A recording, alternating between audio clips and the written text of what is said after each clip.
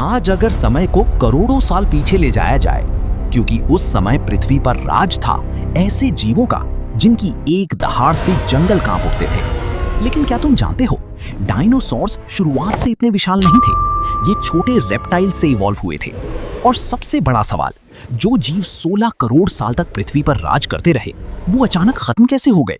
क्या सच में एक एस्टेरॉइड ने उनकी दुनिया खत्म कर दी थी? आज हम जानेंगे डायनासोर्स की पूरी एवोल्यूशन स्टोरी, साइंस की सबसे रहस्यमयी कहानी।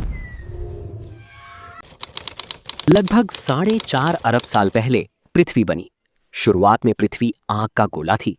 धीरे धीरे सतह ठंडी हुई, बारिश हुई, समुद्र बने और करोड़ों साल बाद छोटे जीवों का जन्म हुआ। फिर एवोल्यूशन शुरू हुआ। छोटे जीव, मछलियां, एम्फिबियंस, रेप्टाइल्स।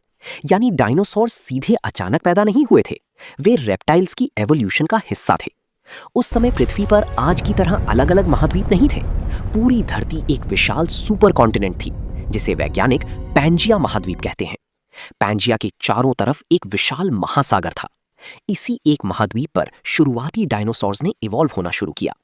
लगभग 25 करोड़ साल पहले पृथ्वी पर एक बहुत बड़ा मास एक्सटिंक्शन हुआ, जिसे कहते हैं पर्मियन एक्सटिंक्शन। इस घटना में पृथ्वी के लगभग 90% जीव खत्म हो गए। इसके बाद पृथ्वी पर नए जीवों को इवॉल्व होने का मौका मिला। इन्हीं में थे आर्कोसॉर्स। आर्कोसॉर्स वो रेप्टाइल्स थे जिनसे आगे चलकर क्रोकोडाइल्स, टेरोसॉर्स और डायनासोर्स बने। शुरुआती डायनासोर्स छोटे और तेज थे। वे 2 पैरों पर दौड़ सकते थे। उनकी सबसे बड़ी ताकत थी सीधा खड़ा शरीर। बाकी रेप्टाइल्स की तरह उनके पैर बाहर की तरफ नहीं थे, बल्कि शरीर के नीचे थे। इससे वे तेजी से दौड़ सकते थे और ज्यादा एनर्जी बचाते थे। धीरे धीरे पैंजिया महाद्वीप टूटने लगा। महाद्वीप अलग होने लगे और अलग अलग जगहों का मौसम बदलने लगा। इसी बदलाव के कारण डायनासोर्स भी अलग अलग एनवायरनमेंट्स के हिसाब से इवॉल्व होने लगे। करोड़ों साल तक डायनासोर्स इवॉल्व होते रहे। जो जीव एनवायरनमेंट के हिसाब से खुद को बदल पाए, वही सरवाइव कर गए। हर्बीवोर्स का एवोल्यूशन। कुछ डायनासोर्स ने पेड़ पौधे खाना शुरू किया। धीरे धीरे उनकी गर्दन लंबी होती गई ताकि ऊंचे पेड़ों की पत्तियां खा सकें। इसी एवोल्यूशन से बने सौरोपॉड्स, जैसे ब्रैकियोसॉरस और डिप्लोडोकस। इनका वजन कई हाथियों जितना होता था। कार्निवोर्स का एवोल्यूशन। कुछ डायनासोर्स शिकारी बन गए। उनके दांत तेज हुए, जबड़े मजबूत हुए और आंखें आगे की तरफ विकसित हुईं ताकि शिकार पर सही निशाना लगा सकें।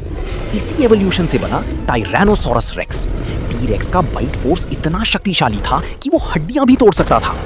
फेदर्स का एवोल्यूशन। सबसे शॉकिंग डिस्कवरी ये थी कि कई डायनासोर्स के शरीर पर फेदर्स थे, यानी बर्ड्स और डायनासोर्स का कनेक्शन सच है। वैज्ञानिक मानते हैं कि छोटे फेदर वाले डायनासोर्स धीरे धीरे उड़ने लगे और उन्हीं से आज के बर्ड्स बने। उस समय पृथ्वी बहुत गर्म थी। पोलर रीजन्स में भी बर्फ कम थी। हर तरफ घनी जंगल, विशाल फर्न प्लांट्स और बड़े इंसेक्ट्स थे। ऑक्सीजन लेवल आज से ज्यादा था, जिससे जीव बड़े आकार तक बढ़ सके। डायनासोर्स जंगलों, रेगिस्तानों और नदी किनारों में रहते थे। कुछ झुंड में रहते थे, कुछ अकेले। जब पैंगिया टूटकर अलग अलग कॉन्टिनेंट्स में बटा, तो अलग अलग जगहों पर अलग स्पीशीज के डायनासोर्स विकसित होने लगे।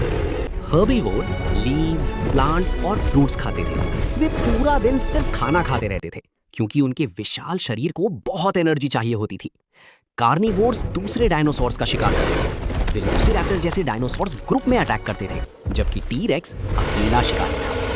अब आते हैं उस एस्टेरॉइड पर जिसने डायनासोर्स की दुनिया खत्म कर दी। लगभग 6.6 करोड़ साल पहले 10 से 15 किलोमीटर चौड़ा एक विशाल एस्टेरॉइड पृथ्वी की तरफ बढ़ रहा था। उसकी स्पीड लगभग 70,000 किलोमीटर पर आवर थी। वो इतना बड़ा था कि पूरा शहर उसके अंदर आ सकता था। एस्टेरॉइड मेक्सिको के पास युकातन पेनिनसुला से टकराया। आज वहां एक विशाल क्रेटर मौजूद है, चिक्सोलुप क्रेटर। टक्कर इतनी भयानक थी कि लाखों परमाणु बमों जितनी एनर्जी निकली। पूरे जंगल जल गए। हजारों किलोमीटर तक अर्थक्वेक्स आई। समुद्र में जायंट सुनामीज उठी। लेकिन असली तबाही इसके बाद शुरू हुई। एक्सप्लोजन के बाद धूल और स्मोक आसमान में फैल गए। सूरज की रोशनी पृथ्वी तक पहुंचना बंद हो गई। पूरी पृथ्वी अंधेरे में डूब गई। फोटोसिंथेसिस रुक गया। पेड़ पौधे मरने लगे। हर्बीवोर डायनासोर्स को खाना नहीं मिला और वे मरने लगे। फिर कार्निवोर्स का भी खाना खत्म हो गया। धीरे धीरे पूरा फूड चेन कोलैप्स हो गया। कुछ ही हजार सालों में डायनासोर्स की ज्यादातर स्पीशीज खत्म हो गई। सभी डायनासोर्स नहीं मरे।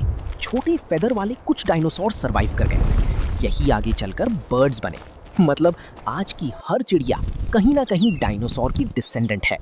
साइंटिस्ट्स मानते हैं अगर एस्टेरॉइड पृथ्वी से नहीं टकराता तो शायद मैमल्स कभी डोमिनेट नहीं कर पाते और इंसान शायद कभी इवॉल्व ही नहीं होता। मतलब डायनासोर्स का अंत ही इंसानों की शुरुआत बना। डायनासोर्स सिर्फ विशाल जीव नहीं थे, वे एवोल्यूशन की सबसे बड़ी कहानी थे। उन्होंने करोड़ों साल तक पृथ्वी पर राज किया, लेकिन प्रकृति के एक हादसे ने सब खत्म कर दिया। ये कहानी हमें सिखाती है कि चाहे कोई कितना भी शक्तिशाली क्यों ना हो, प्रकृति हमेशा सबसे बड़ी ताकत होती है। तो अगर तुम्हें मौका मिले, क्या तुम डायनासोर्स वाली दुनिया देखना चाहोगे?